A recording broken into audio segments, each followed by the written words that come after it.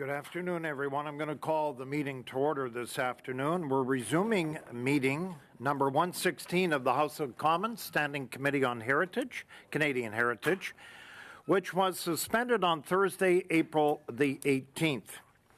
First off, voting audio feedback. Before we begin today, I would like to remind all members and other meeting participants in this room of the following important preventative measures.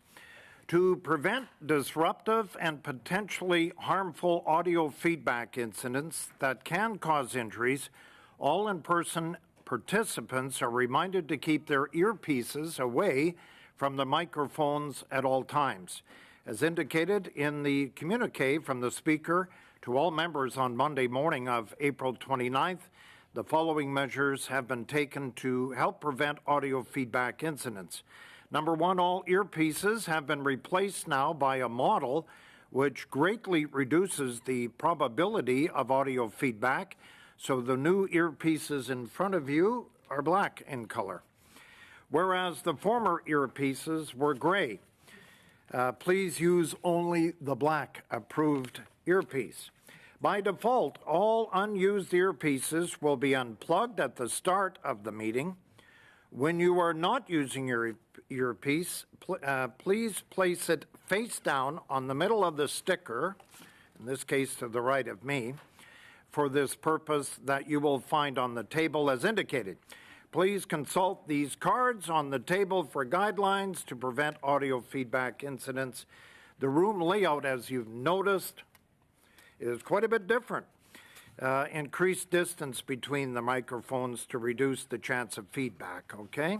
These measures are in place so that we conduct our business without interruption and to protect the health and safety of all participants, including the interpreters.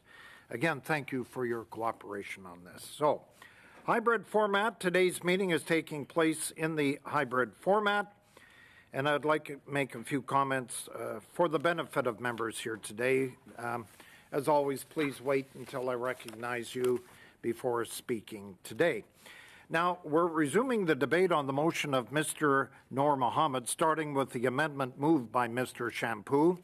But as you may or may not know, I'm just going to read this, that notwithstanding the motion adopted by the committee Thursday, February 1st, 2024, with respect to the review of Bill C-316, the committee's schedule, and this is a change, a minimum of 3 meetings with witnesses on April 18th, April 30th, which is today, and now May 2nd, which is Thursday, respectively.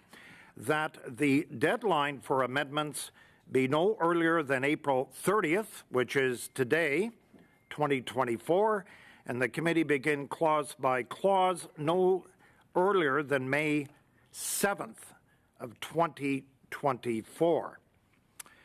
May 7th, of course, I believe we have Ms. Tate from the CBC coming a week from today. So if the amendment is, as we said, inadmissible, which I think, Mr. Noor Mohammed, you've made those changes.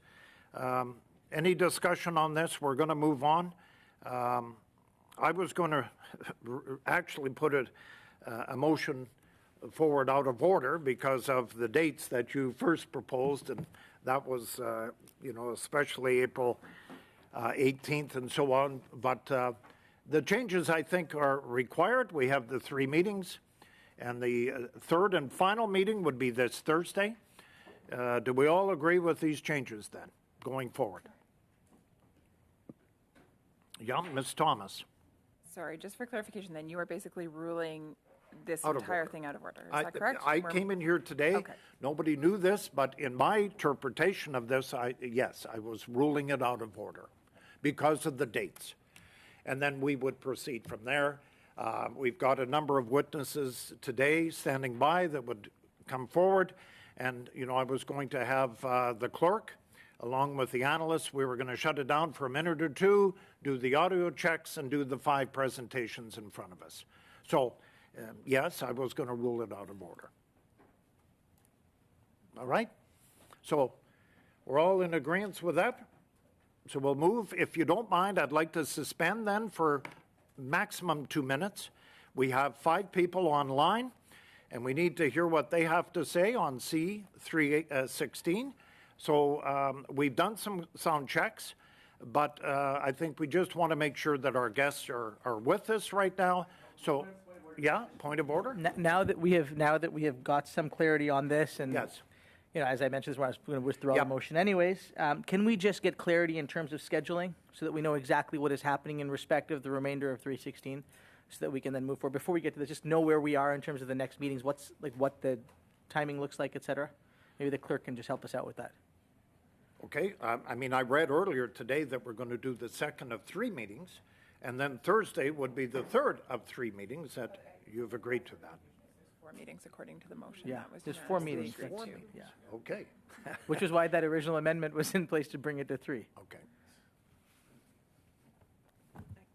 Yes, go ahead.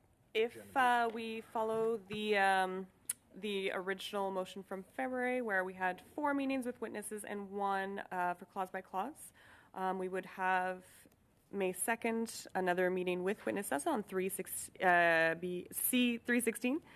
May 7th would be a CBC.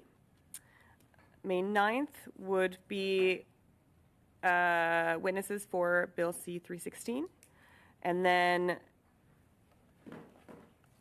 following the break week, we would do clause by clause on May 21st. And then the committee would just need to confirm what date they would like to have the deadline for amendments. Go ahead. So given, so this is going to be, this is not a point of order. This, given sort of where we are at, is that, I don't know how to, I don't want to put a motion forward. I'm just curious, is the will of the committee to do 3 meetings or 4? Because if it's 3 and everybody seems to think it's 3, maybe we could just do 3, find a way to get it and get done with it. Or if we want to do 4, that's fine. That's what's there. But I don't know what the will of the group is. And I'm putting this out there more as like a friendly question than anything sort of structured. For meetings?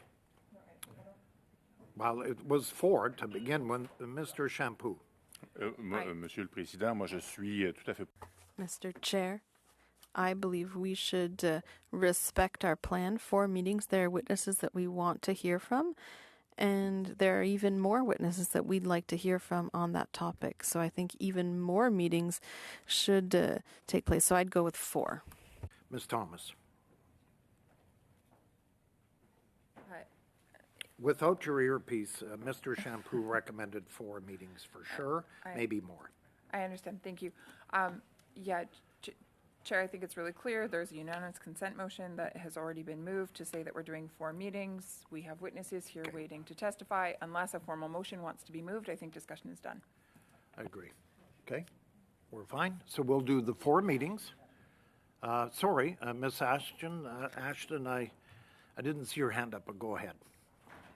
It's all good. Yeah, I just want to put on the record that, as before, I've supported 3 meetings. I think it's critical to hear the witnesses that we have scheduled and to move this legislation back into the House as soon as possible.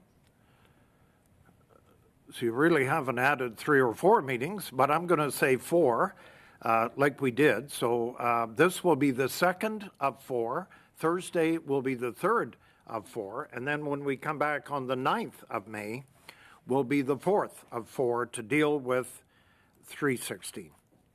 Clear? Okay. Does the committee want to choose different amendments, you said? The deadline. The deadline for amendments? Does the committee want to deal with a date for amendments? Mr. Shampoo?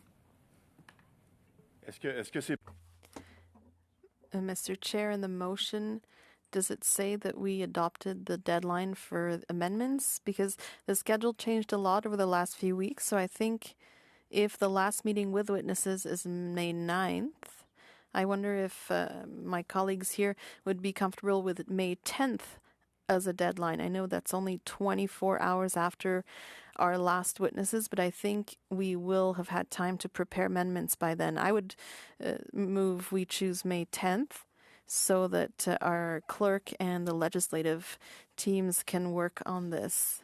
I don't think that it'll leave them too much time. And then we'll come back on May 21st for for the study. That's what I would propose. Any other thoughts?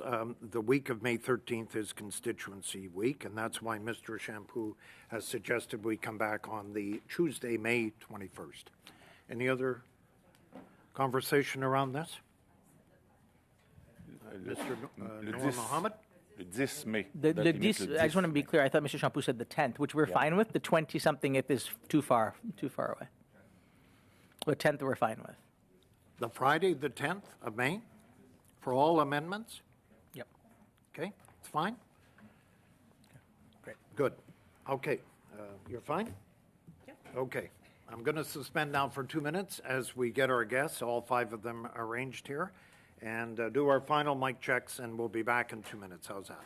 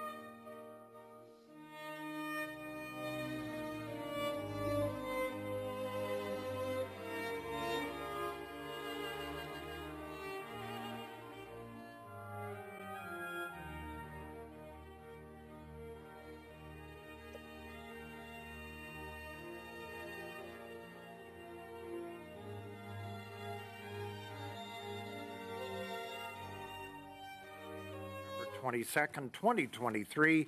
The committee is resuming its consideration of Bill C-316. I would like to welcome our witnesses. We have 4 on video conference. We have 1 in the room with us this afternoon. We have Mr. Ian Brody, professor from the University of Calgary, Guillaume Rousseau, law professor, Jeff Sigalet, associate professor, and then in the room we have Court Challenges Program of Canada, Marika Giles-Sampson, I believe I have that right, director, thank you for coming, and West Coast Legal Education and Action Fund, Humera Jabir from Vancouver, also on video conference. As you all know, you have up to 5 minutes will be given for opening remarks, after which time we will proceed with round of questions. So up first is Mr. Brody. I invite you to make the opening statement. As I mentioned, you have up to 5 minutes. Away you go. Thank you, Mr. Chair, and thank you to members of the committee for the invitation to speak today. I believe that despite my efforts over the last 25 years, I've become the leading published authority on the history of the Court Challenges Program. As members know, the program has something of a checkered history. It was established in 1978 exclusively to fund litigation against Quebec's language laws and, by extension, some language laws in other provinces. Its mandate was expanded to cover what we would today call social justice litigation in 1985. It was then shuttered in 1992. Mr. Brody, I'm going to kind of shut you down. The volume appears to be, isn't that something? I'm going to shut you down. Okay. You go ahead. I'm going to have you start. We appear in the room, at least, it's very soft, if you don't mind, and we would like to have a little more volume on you. And you want to say a few words? I think Calgary missed the snowstorm in Alberta here the last couple No, I'm looking out the window here at 2 inches of snow, Mr. Chair, and it was a little chilly this morning, so I happily have not taken off the winter tires yet on my car. I was fine. You're the smart one. So I have noticed the sound is a little soft. Everybody agree? But we should proceed if you don't mind. I'm asking them to see if they can raise it. You raise it. Should I wait a minute then? Yeah, Just wait for a second, Mr. Brody. We're just Certainly. Tinkering with the sound there.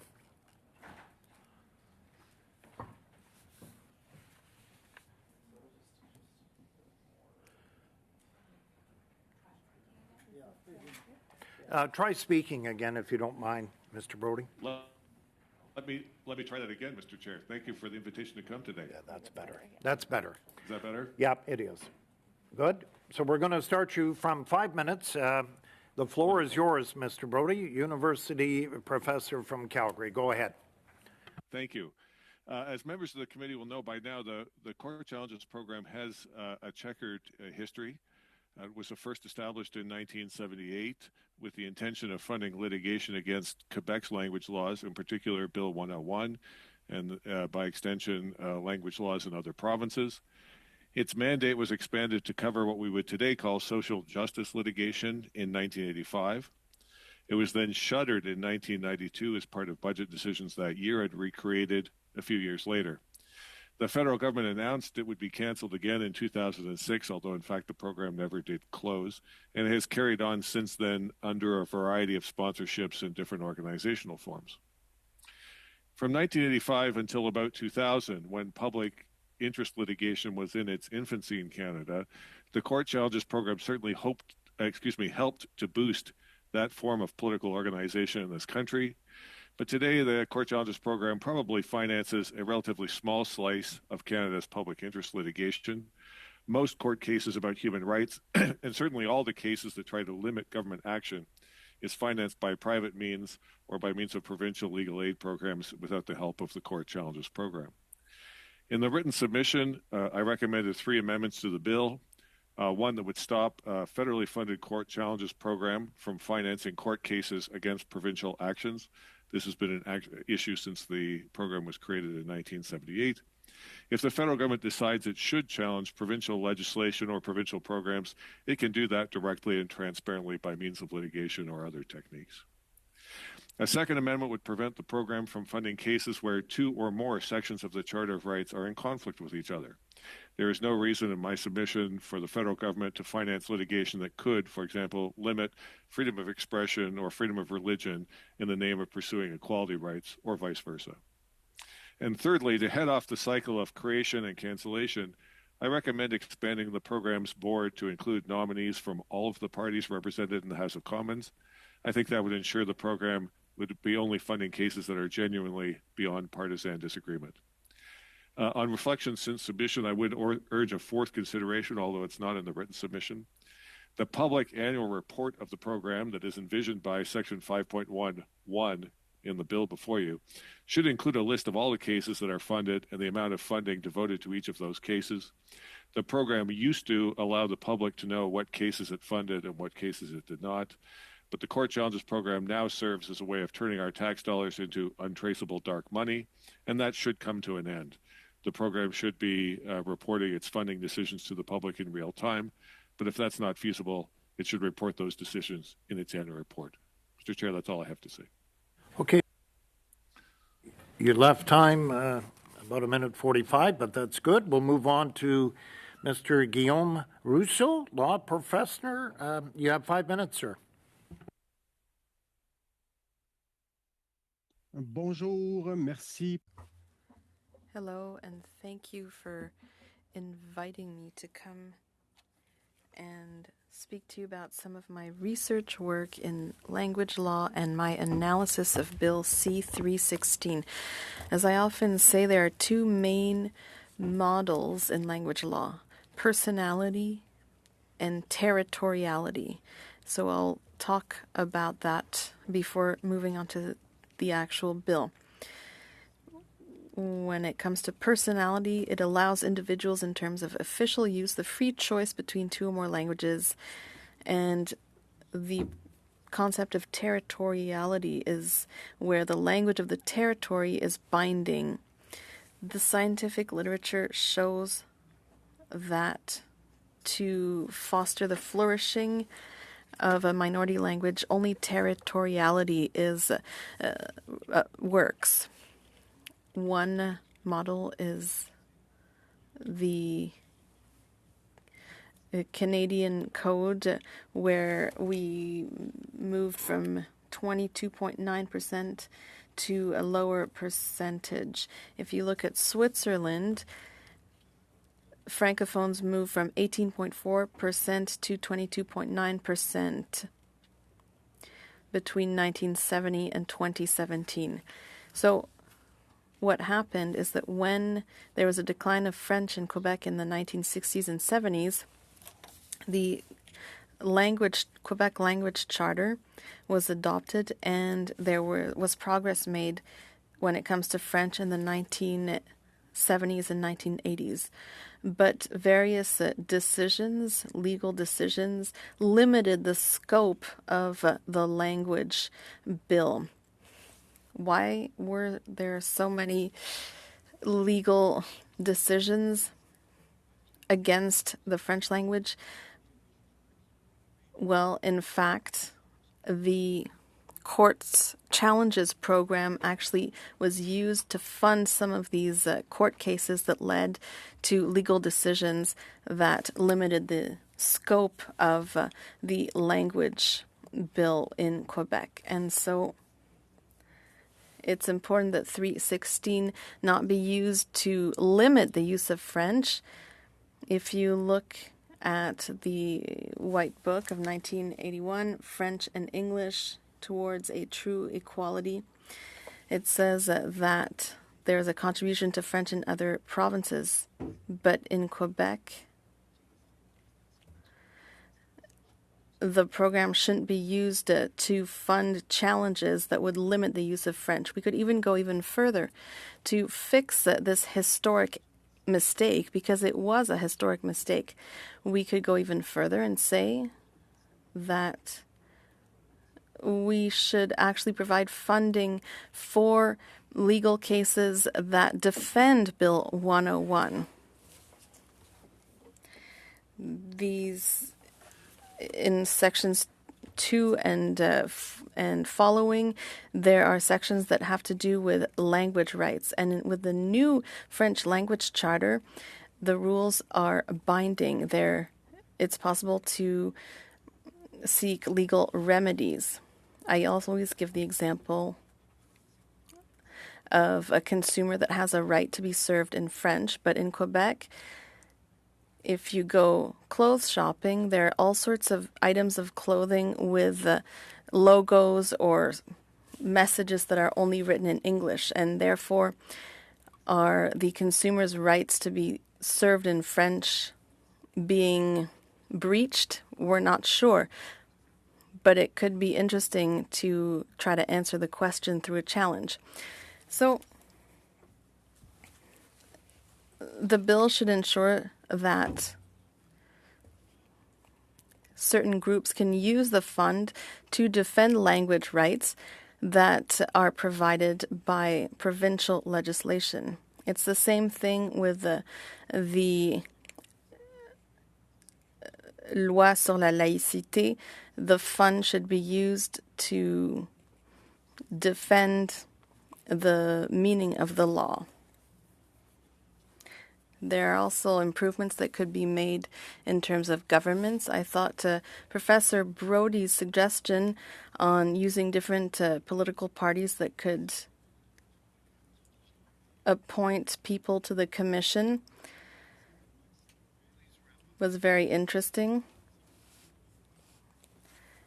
If there were more representatives of the government of Quebec, that would also be good. And when it comes to transparency, I once again support what Professor Brody said. I think section of 24.1 must go even further. Your 5 minutes. We'll get a chance for questions and answers later. Jeffrey Sigalet, Assistant Professor, is next for 5 minutes, sir. Thank you very much for the invitation today. Merci pour l'invitation aujourd'hui. Thank you. One remark, which is that I am not an associate professor. I'm an assistant professor. My fault. Thank you. Yeah, you're right on. Promoting me to general when I'm still as a lieutenant. Baby professor. So I want to keep it simple. My view is that it would be a mistake to entrench the court challenges program, the CCP, into statutory law, even as a private member's bill, like C316 is, that does not appropriate public money to support the program. And I have 3 basic reasons for this. First, the way the CCP has been designed and implemented has ensured that it is subject to partisan contestation. So the preamble of C316 partially acknowledges this by telling, sort of indicating the history of how the program was abolished and reinstated. But what it leaves out is that it was abolished by conservatives, then reinstated by liberals. And in my view, this partisan contestation undermines the preamble's own stated aim that the program should be independently administered in a way that holds the government to account. It's very difficult for a program that is understood, at least by one major political party, as advancing partisan agenda of another set of political actors, to effectively hold the government to account over successive governments. And this overall, in truth, threatens to mire Canadian courts in partisan contestation, which is something we want to avoid. We want to avoid politicizing our courts further. Deuxièmement, le PCC a été...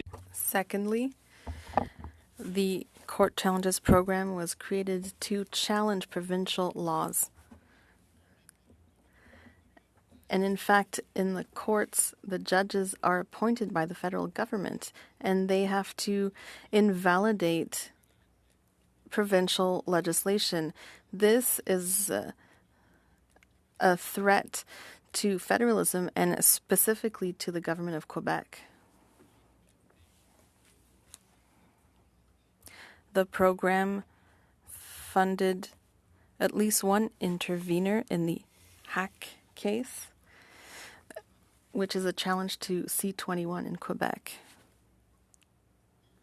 The very idea of the CPP is in tension with the Charter Statements program. and the idea that the federal government and parliament are themselves responsible and accountable for protecting the rights entrenched in the Charter.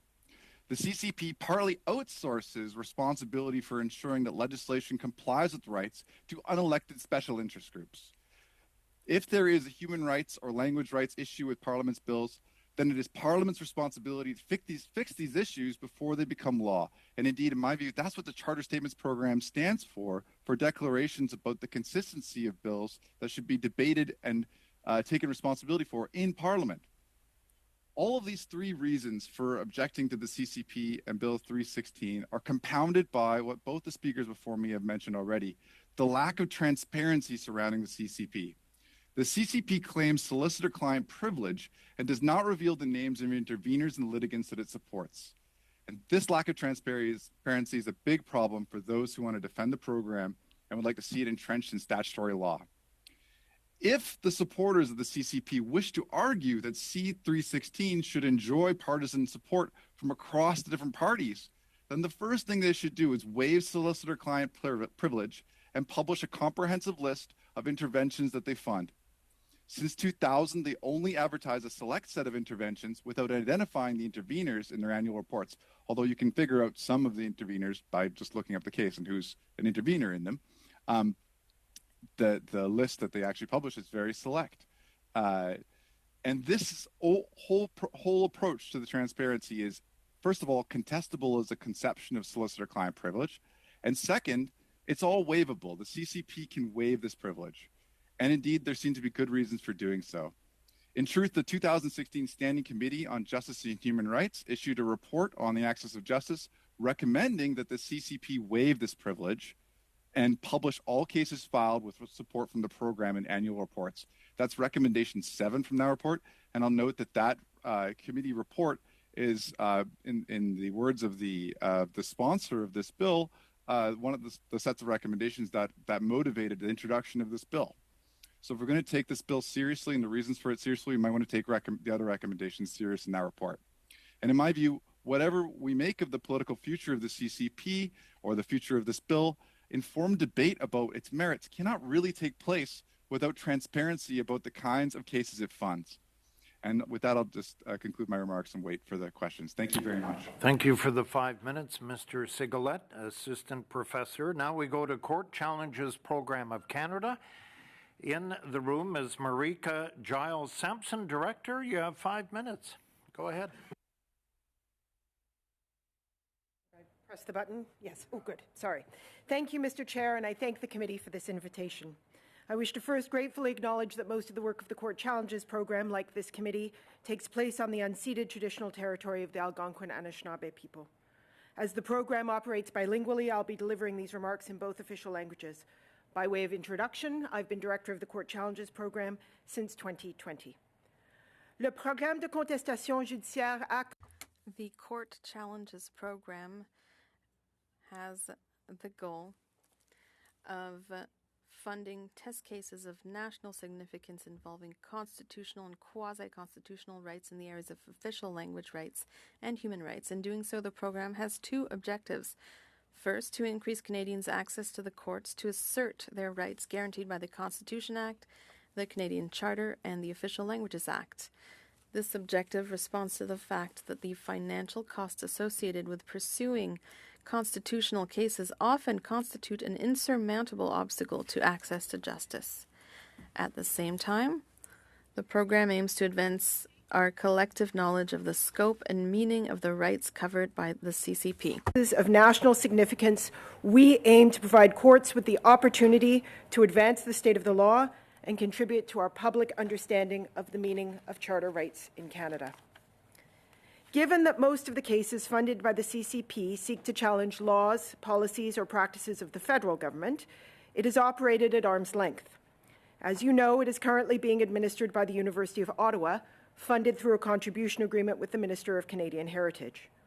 However, it is important for the committee to understand that while the program receives administrative and infrastructure support from the university, and by this I mean things like IT, accounting, payroll, and facilities, the program functionally operates independently, particularly with respect to case selection. The University of Ottawa plays no role in selecting, nor has any access to information about the cases that the CCP funds. Applications for funding are processed exclusively by CCP staff.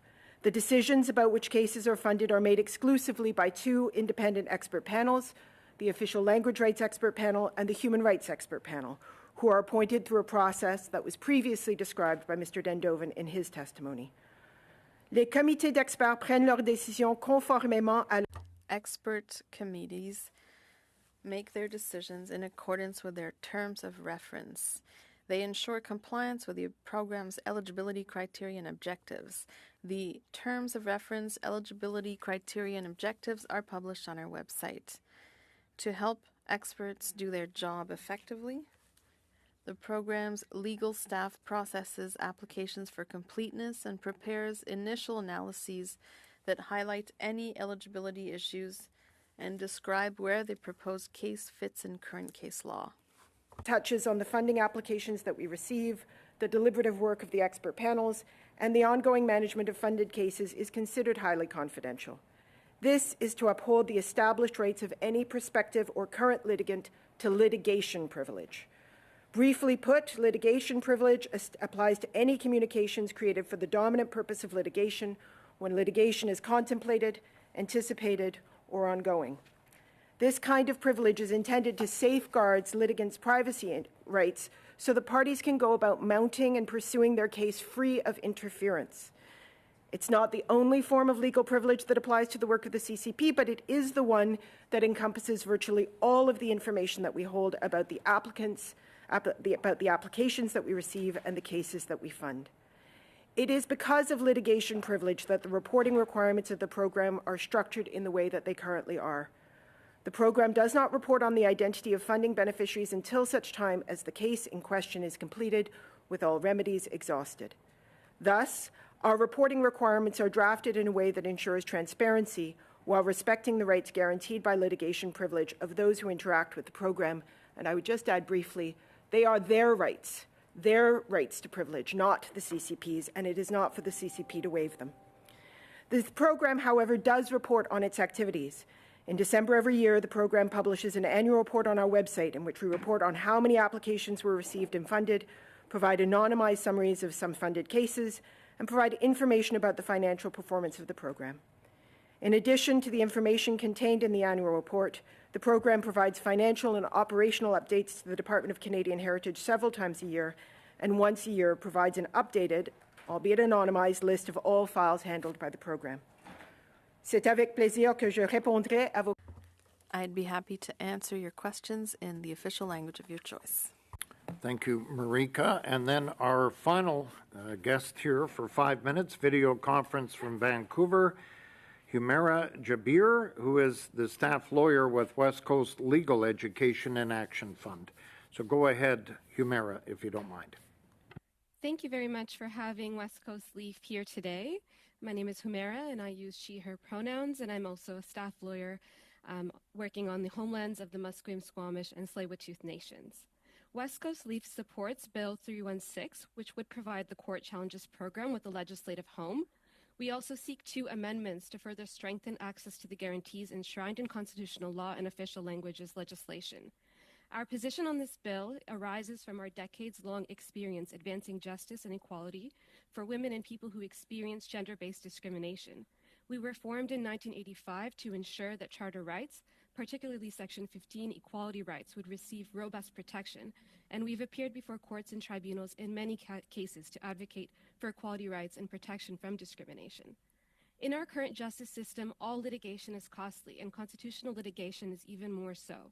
Going to trial as well as bringing or facing an appeal can be financially draining, costing hundreds of thousands of dollars.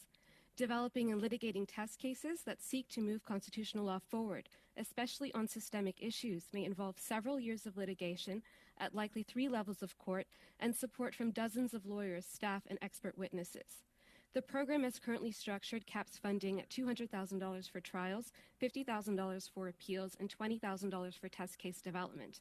This funding is a significant help, even if it only partially covers the total costs of litigation, and without it, accessing justice would be even more of an uphill battle. The program is also an important funding source for public interest litigants, many of whom are nonprofit organizations with very limited resources. In the 2022 case, British Columbia Attorney General v. Canadian Council of Canadians with Disabilities, CCD, the Supreme Court of Canada recognized the critical role public interest organizations play in supporting access to justice by bringing cases on behalf of people and communities who face social, economic, or psychological barriers in litigating cases on their own.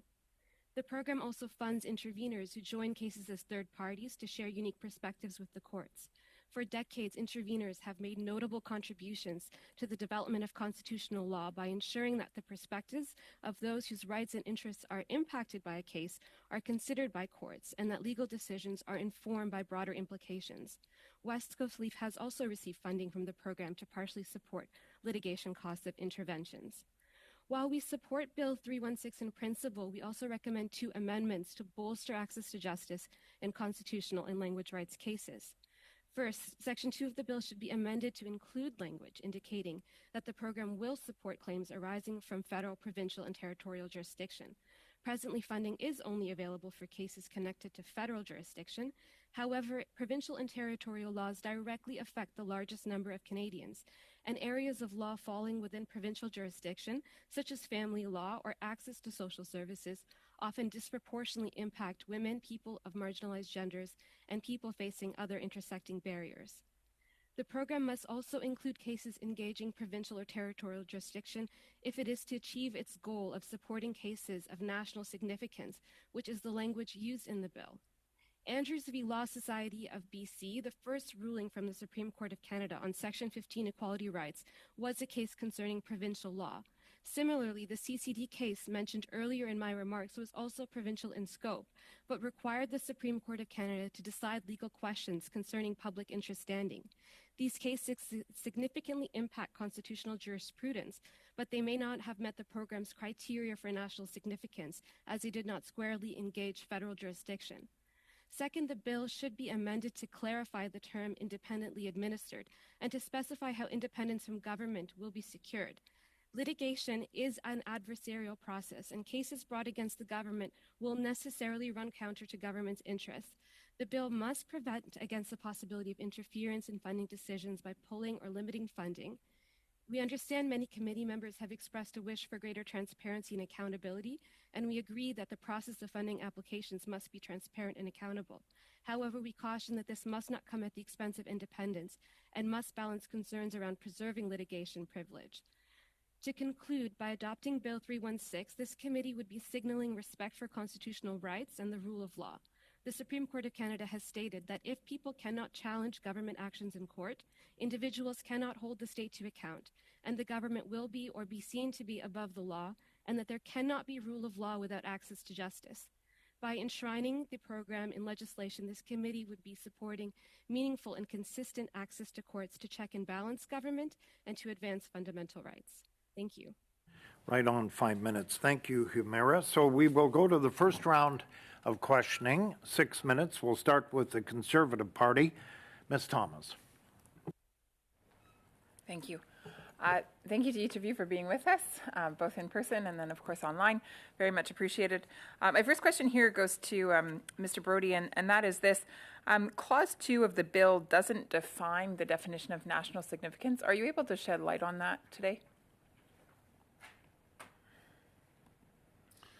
Yes, Ms. Thomas, I think the term case of national importance is a term of art here. It's the same wording used in the Supreme Court Act, instructing the court to give a leave to appeal only to cases of national significance, and has been used in the various iterations of the court challenges program back to the 1970s. So my interpretation of this is that the program is intended to finance cases that would, in the program's view, eventually be eligible to find their way to the Supreme Court. Thank you, Mr. Brody. I am curious, however, even though there's this definition of national significance and we have history to rely on in terms of what that means, when it comes down to it, the Court Challenges program is actually not transparent in terms of which cases are funded and which ones are not. This seems to be problematic, to me at least, and I think to many others, because you are taking public dollars and using them to fund cases, but it's being done in secret. There seems to be this darkness around that, I suppose you could say. Can you maybe comment on that a little bit further? Yes, I mean, my involvement with their, not involvement's the wrong word, my interest in the program goes back to the 1990s, to my... Un rappel au règlement, Monsieur le Président, s'il vous plaît. L'interprétation Just de hold misère à on, suivre. Mr. Brody. What's that, Mr. Shampoo? Il semble que l'interprétation a des problèmes à suivre Monsieur Brody présentement. Est-ce que c'est possible de vérifier si tout va bien? I think we're having some interpretation issues, I believe. Right. Monsieur le Président, on nous dit que le micro de Mme Thomas est encore allumé, ce qui cause des problèmes d'interprétation. C'est l'explication que l'interprète vient de nous donner. Miss Thomas's mic seems to be on. And how's this if I shut this off? Is that better? We're not getting interpretation, apparently.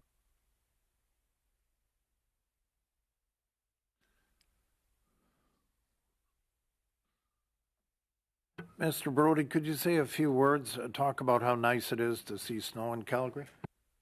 Well, we're delighted to have the moisture after a very dry winter. So yes, the moisture is welcome. Bon, Monsieur le Président, le volume... Mr. Chair, the volume is too low for the interpreters to be able to hear the witness, unfortunately. Okay, shall we suspend for a minute? Yeah, we're going to suspend for a minute to get this. Sorry, Mr. Brody, we'll be back to you in a second. And Ms. Thomas, you got 4:01 left. That's when we stop the clock.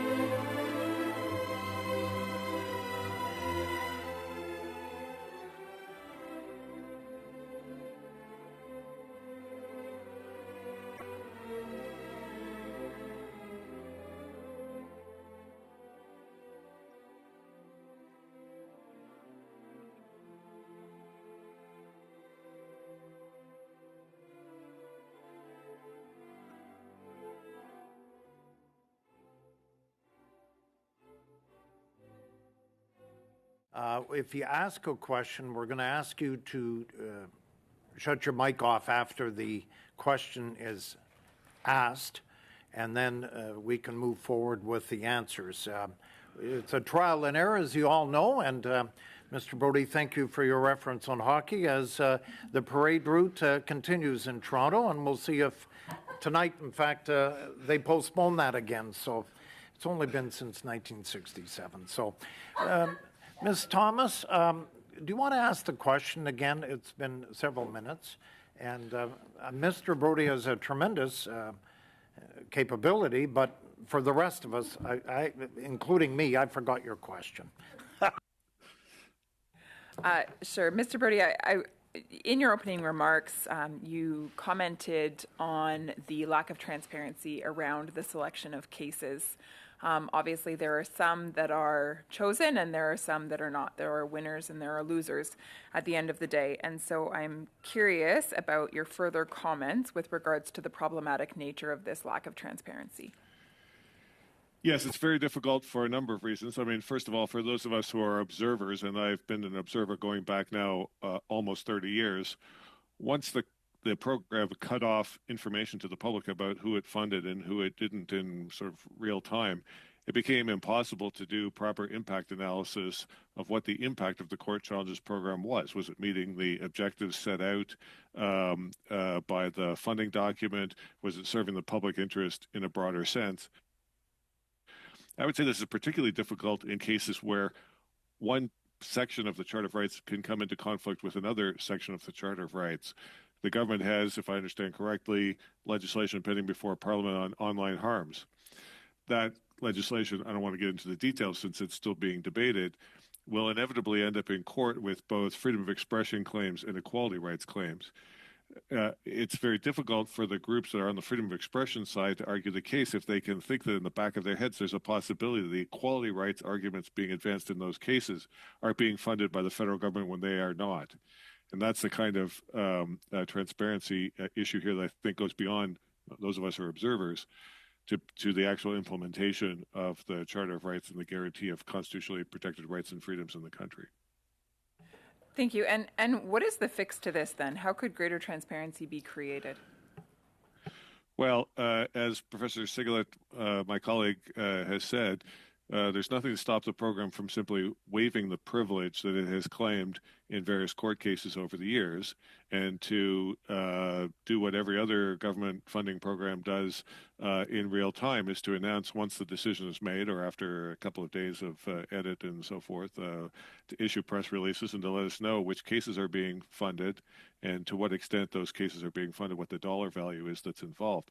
The program used to do this until about 2000, and that's how I was able to do my original academic research. And then once that research was underway, there was this claim of privilege, which was novel at the time. Thank you. And Mr. Sigalet, I'm curious if you can just talk maybe a little bit more, expand on you made a couple of comments in this regard, but maybe just expand on how this bill could be revised to make it less partisan in nature.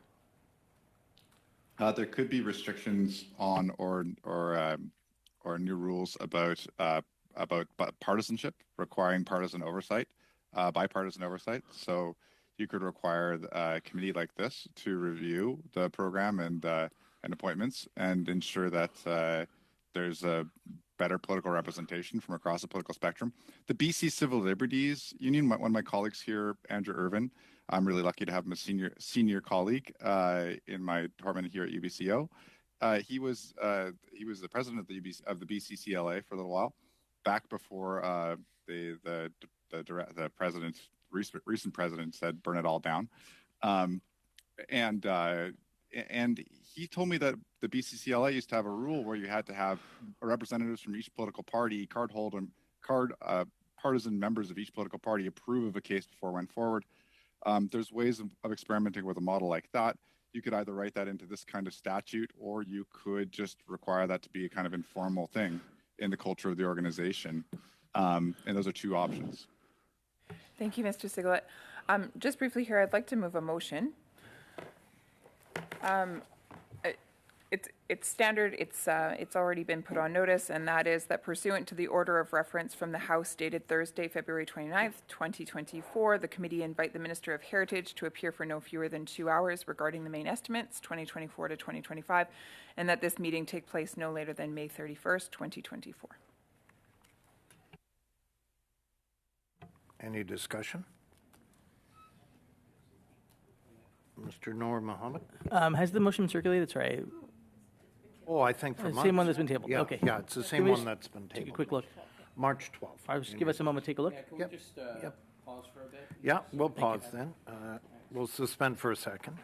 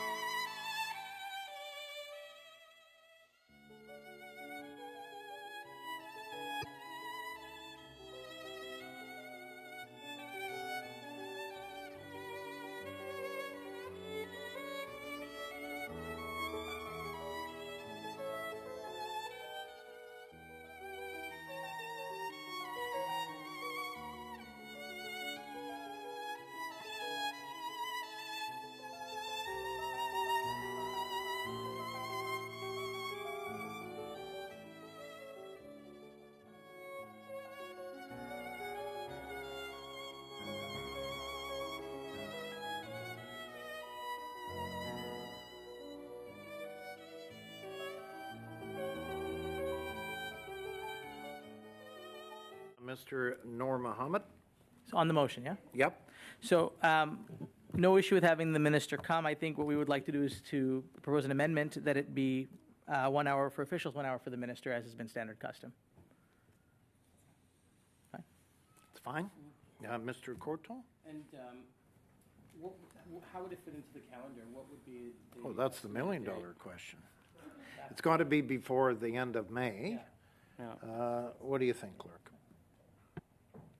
I can reach out to the minister's office and get availability for you.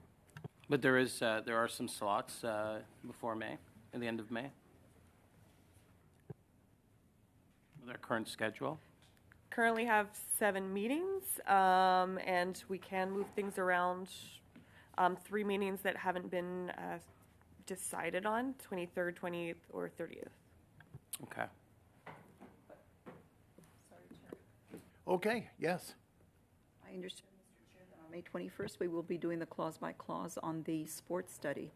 Normally, that would take a few sessions, would it not? Is it the 21st, clause by clause? That's what I understood, Monsieur Champoux. 316, je m'excuse, the sports. 316, je m'excuse. The safe Yeah, sport? no, it's 316. So I'm just wondering how many meetings do we...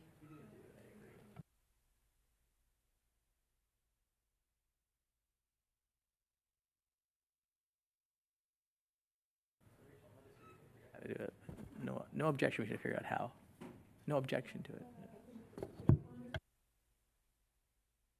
Yeah, so, Ms. Thomas, we're looking at the calendar here. It would be, what, 23rd, 28th, or 30th, right? That's what we're looking at? Right now.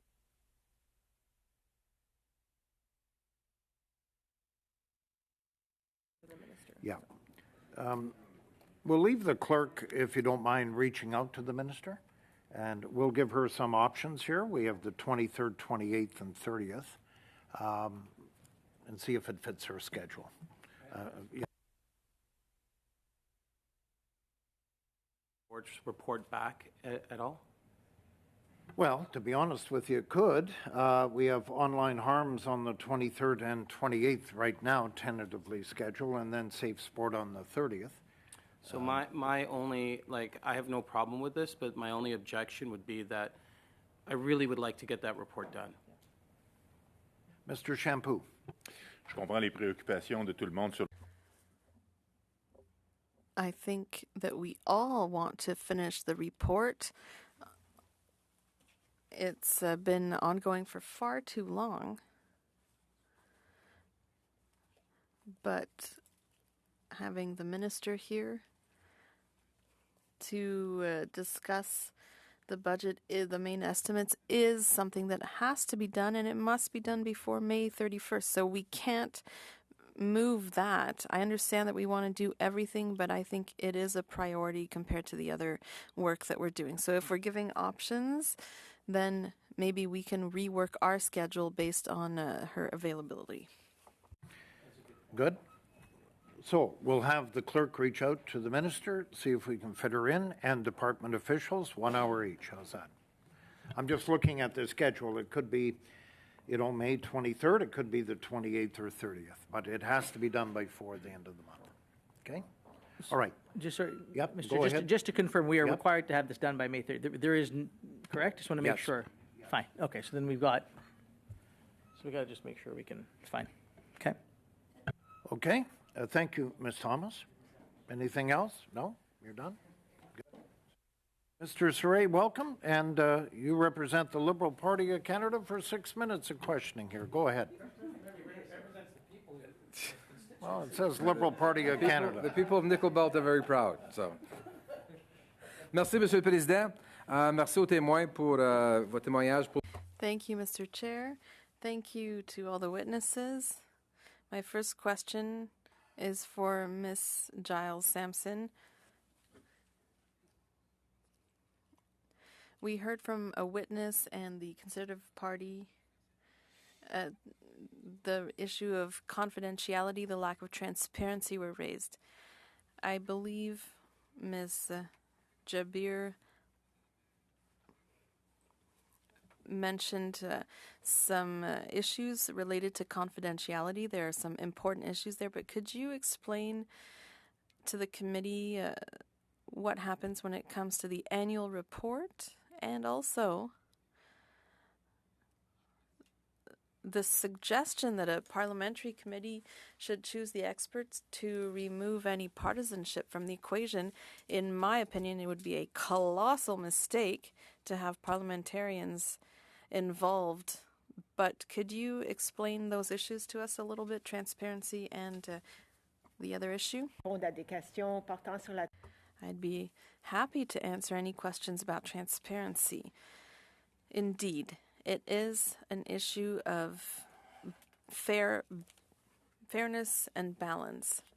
So, of course, we have to share as much information as possible when it comes to the operation of the program, provide as much information as we can, but also balance that consideration with the established rights established by the Supreme Court of Canada.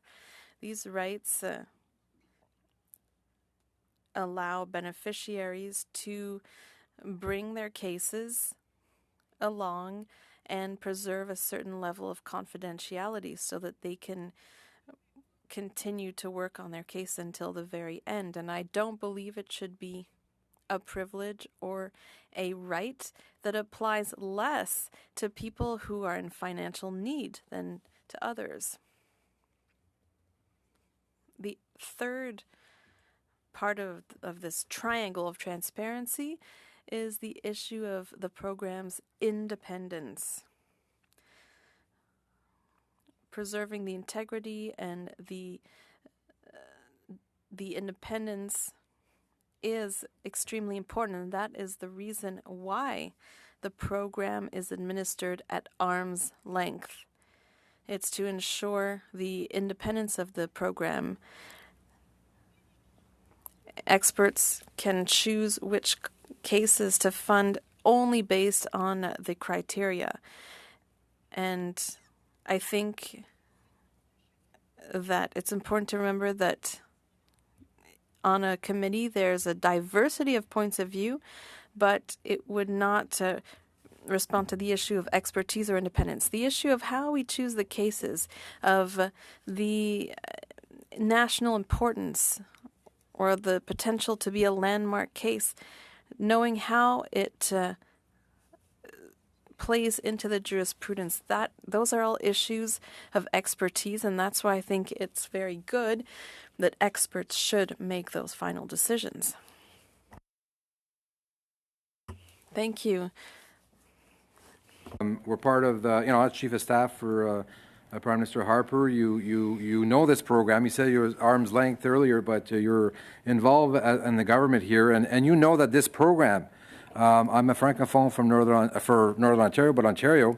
You know that this program helped to keep Montfort, l'hôpital francophone in Ottawa. This program also for the University de l'Ontario en français. Alors, qu'est-ce que vous dites? So what do you say to people in minority situations in the country that need support and who don't have the money to bring a challenge all the way to court? How do we ensure that we're protecting linguistic rights across the country? What do you say to these organizations that spoke up the last time the program was cut? Is that to me? Yes. Yes. Yes, look, I understand, of course, litigation is extremely expensive. It's expensive for all of the organizations that are involved in different types of human rights and Charter of Rights litigation in Canada. I think the point I've tried to make in my written submission here is that over the course of the years, the Court Challenges program has gone through this cycle of being created, being canceled, being recreated again, in part because of the partial nature of the Court Challenges program's coverage. So, for example, as I tried to make the point in the written brief, during the course of the COVID pandemic crisis, there were all sorts of new government regulations and rules that came down that limited various civil liberties, Charter of Rights, and so forth, that were challenged by all sorts of groups across the country. I've listed some of them in the written brief that were entirely financed by private means with no support, as far as we understand, from the Court Challenges program whatsoever. Monsieur le Président, on n'a plus d'interprétation. Yes, thank you. Mark, your time is actually up. What is the will of the committee? The bells have started ringing. It's 30-minute bells. Do you want to continue with the first round here? Which would, we got the NDP in the block. Is that the will? We would go till about 5:30 then. Ms. Thomas. Sorry. I'm just trying to get the first round done. Well, I guess I'm actually curious if the committee would maybe be willing to do. So the first round we still have two more left, right? Yes. The block and the NDP. Yes. That would take us to 10 minutes, and then I'm wondering if perhaps we would have agreement to do maybe 3 minutes per party after that, which would still give us 10 minutes to vote. Oui.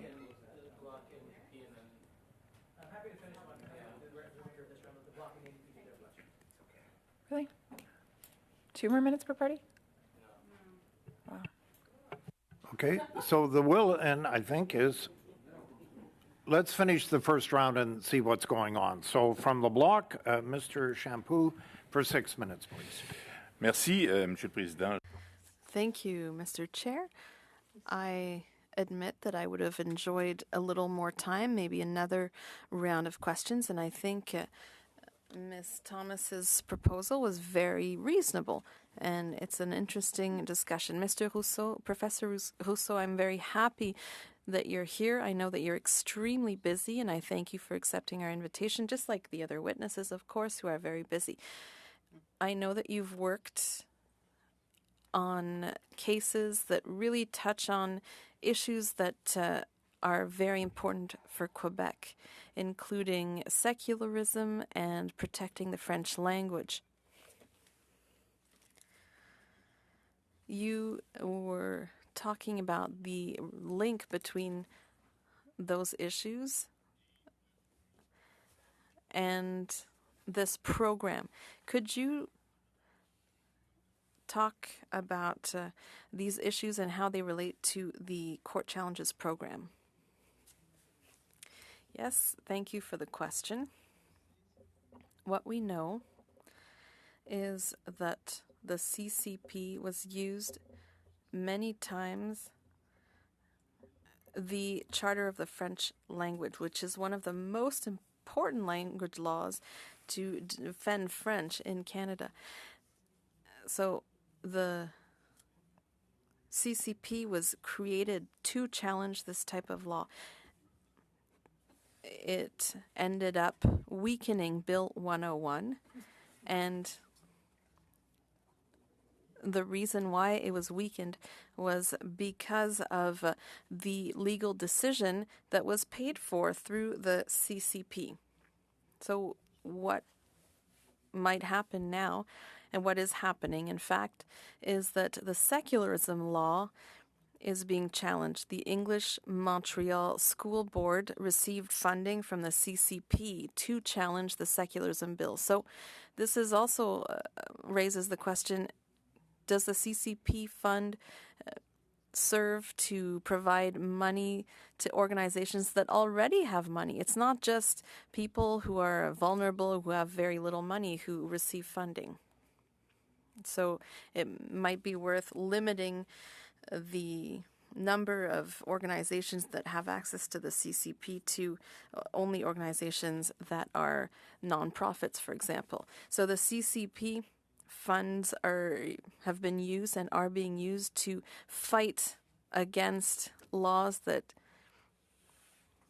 protect the distinctness of Quebec.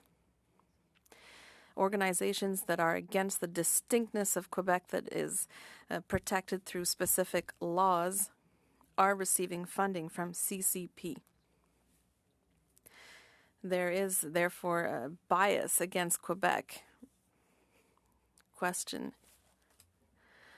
It was interesting because there was talk about the fact that the CCP was used to save the Montfort Hospital in Ottawa, to save Francophone University in Ontario. So it plays a very important role, but as you said, it's also being used to fight against secularism and language laws of Quebec. So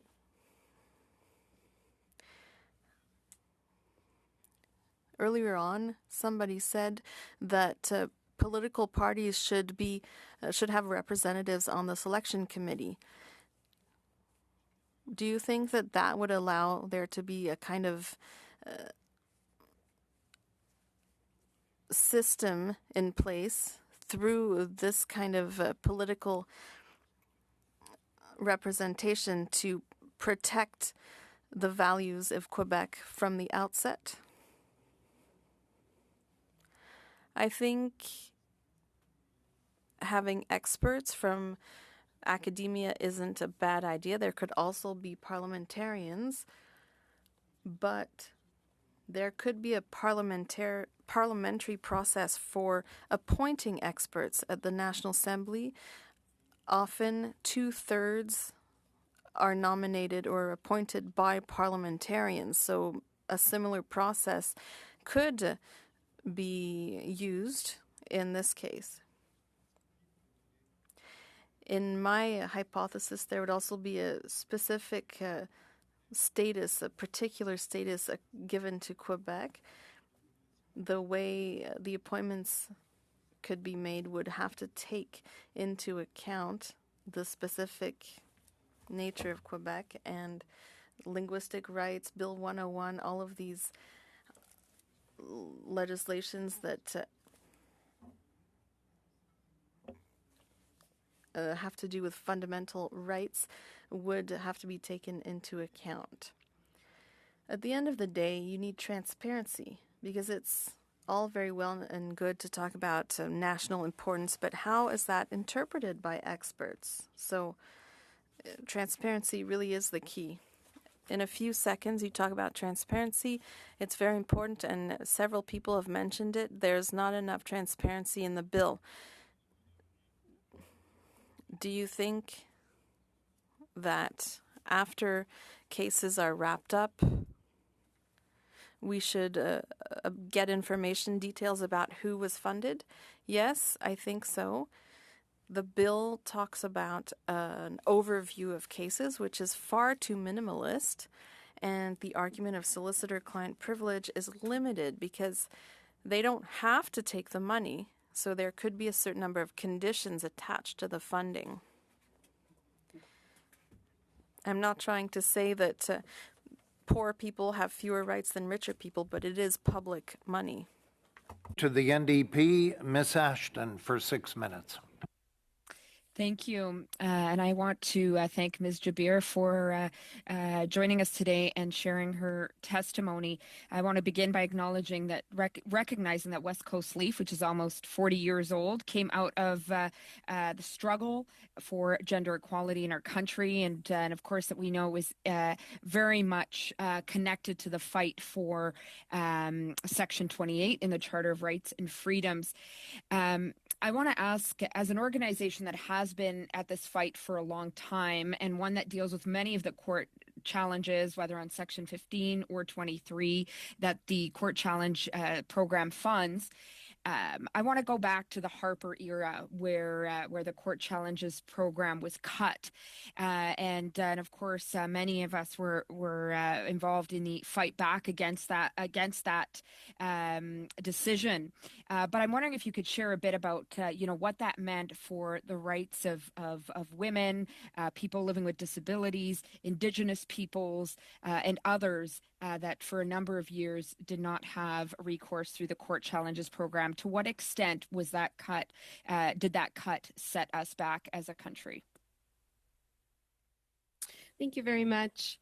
I think what's important for the committee to keep in mind as it makes its deliberations is that accessing the judicial system for those who are equity-seeking groups, Indigenous communities, people facing disabilities, otherwise marginalized groups, is never a first resort. Often, litigation is preceded by years of advocacy, including grassroots advocacy, engagement with legislators such as yourself, to try to bring forward the issues that are being experienced in these communities.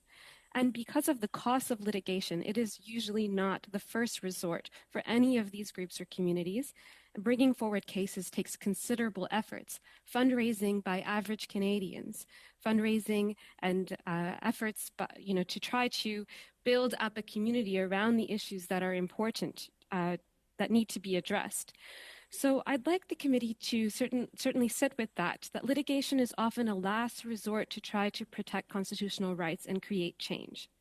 So for those who are needing to access CCP funding in order to bring cases forward, this is usually a considered decision. They are bringing forward cases where there is a strong rationale, a long history often of efforts to try to bring change, to bring about change on issues of importance to the equity-seeking groups, and to try to uphold those constitutional rights in a way that hasn't been possible to date. So I think it's very important for the committee to recognize that access to justice is fundamental. It is available and it must be available and accessible to everyone in a meaningful and consistent way. What the CCP offers is a small part of what the total cost of bringing cases forward requires.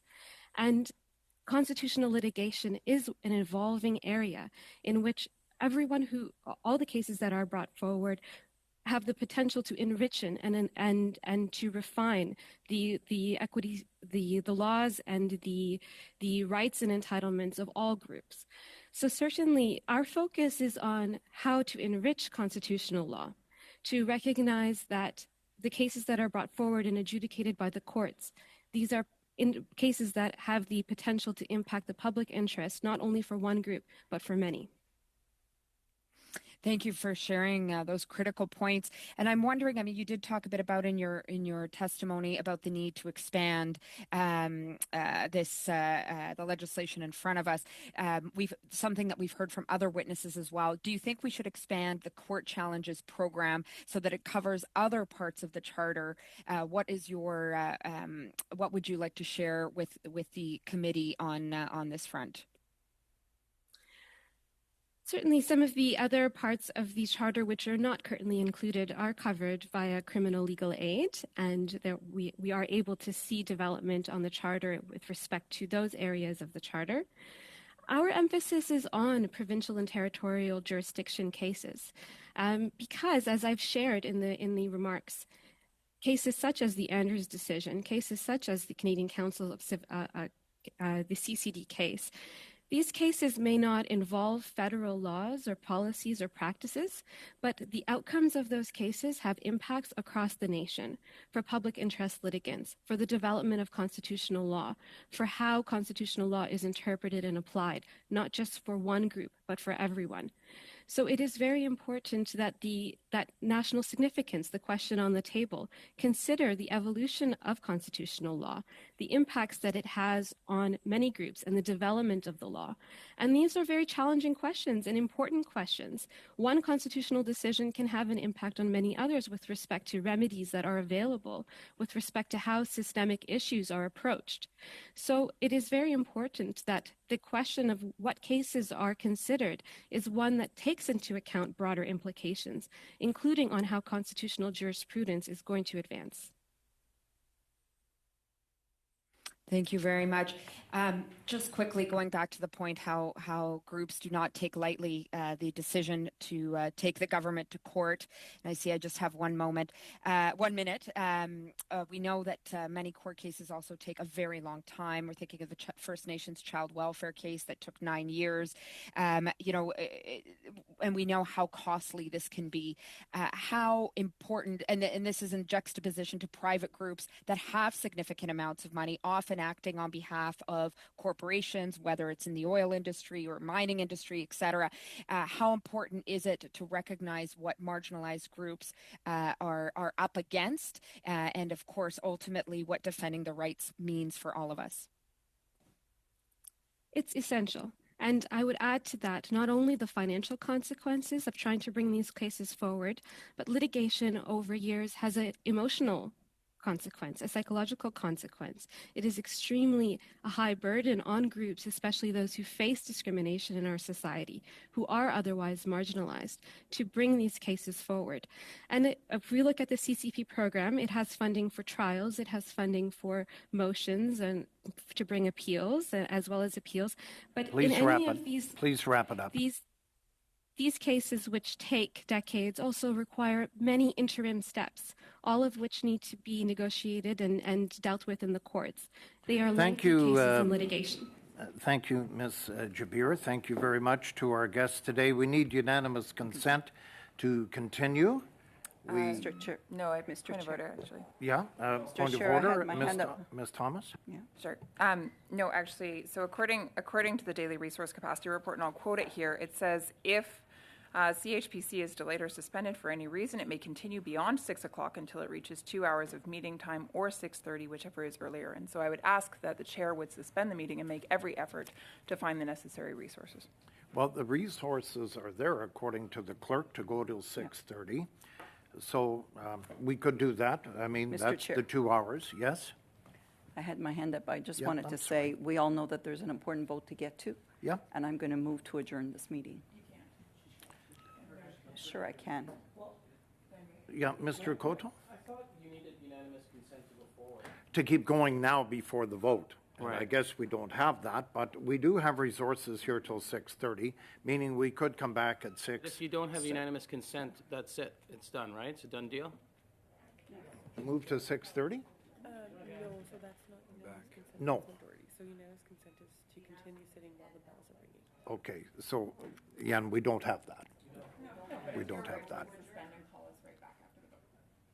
Is it the will to suspend and come back at 6? Yeah, I would do that. So it would be majority. So many times where if you don't have unanimous consent, we don't come back. I've seen it all, from many members here. So I think we should stick to what you originally asked for, unanimous consent, even before our last two speakers. And we said we would agree to let the last two speakers go, and then we would finish. And that's the agreement we made. Mr. Shampoo?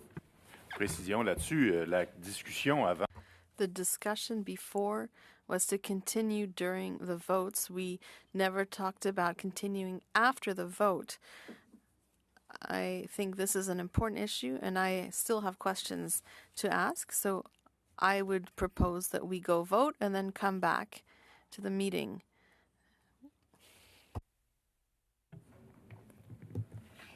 So the majority to come back? Is that what we need? The majority. No. I would continue. I would just continue at 6 o'clock after the vote, or 6:05, and then we go to 6:30. So we'll just suspend. You don't have unanimous consent, Mr. Chair. If you want to change the way in which the committee has functioned, which the actual chair has done in terms of courtesy of the members, when we've said we don't have unanimous consent on continuing past a certain time, some of us have childcare obligations and other things that we need to get to. If you want to change how this committee does business, that's fine. We can start playing that game as well, but this is not a game, Mr. Chair. Ms. Ashton has her hand up. We agreed to something that I thought we understood, which is we would let this round go and then we would move on. Ms. Ashton?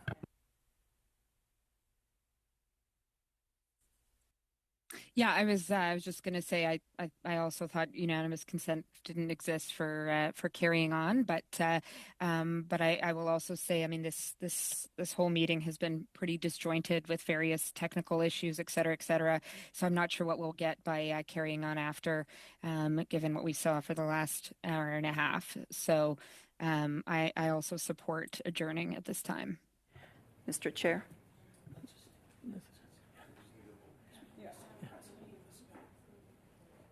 And you have So we need a majority to bring everyone back, according to the clerk. Is there a vote on this then, quickly? Is that the will? No, so there's your majority. Could a show of hands then, okay, roll. Point of order, Yeah. Mr. Chair. We've sat on this committee for a long time. Every single time, we've had to have unanimous consent in order to go past the official ending time. It has been the rule since the beginning. I've been on this committee for 2 years. You're now, you originally asked for unanimous consent, you didn't get it, and now, for some reason, we're switching to a vote. I think you should stick to your original decision. To ask for unanimous consent to extend past 6 o'clock, which you're not going to get, and therefore the meeting is done. And further to that, Mr. Chair, it is not the prerogative of the committee to delay members from attending into the House to vote. You no longer have the majority of the members that are prepared to come back. There are 4 of us on this side, 5 of us on this side, plus Ms. Ashton. That's your majority, Mr. Chair. I would strongly recommend we try not to play games with the tone of this committee. It's already been a problem. We're trying to do our best as we can to work together. We have been, when Ms. Fry has been in the chair, every time there has been a move from any member of any party that says, look, we don't want to go past that time, everyone's respected it. So why we want to change today, I don't know. Well, we've only had one round. Usually we're well into the second round. That's why I'm asking. This is the first time that I've been in this committee for 8 years. We've only done one round. Well, I mean, I can think of at least 3 meetings where we decided we were going to, people decided they were going to delay things while we had witnesses waiting to deal with safe sport and ensuring that we had, or to deal with online harms and to ensure that we had the ability to deal properly with people that were coming forward with traumas. So, I mean, all of a sudden, you can't decide that you want to change how the game is played. So we need a majority vote to adjourn, is what you're saying, the clerk? You have a majority of members, Mr. Chair, that have indicated their desire to adjourn. I don't know how much more clarity you need. So we don't have the unanimous consent to continue sitting right now. And you have my motion to adjourn. You have a motion to adjourn, supported by the majority of members of this committee. Which we go to a vote on that. So, yeah, and so we'd like a roll call to come back at 6 or 6:05. I mean, some of us have the ability to go back to the House and vote, so.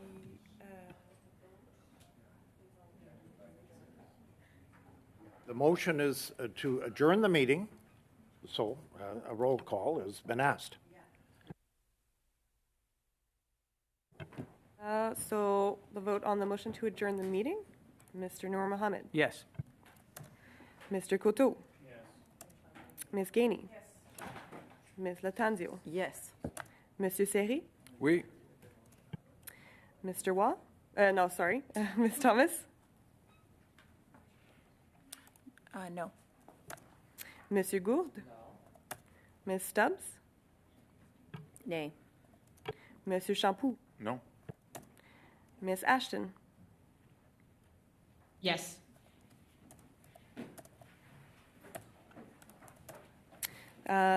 Yes pour 6, nays contre 4, 4. Okay, motion to adjourn.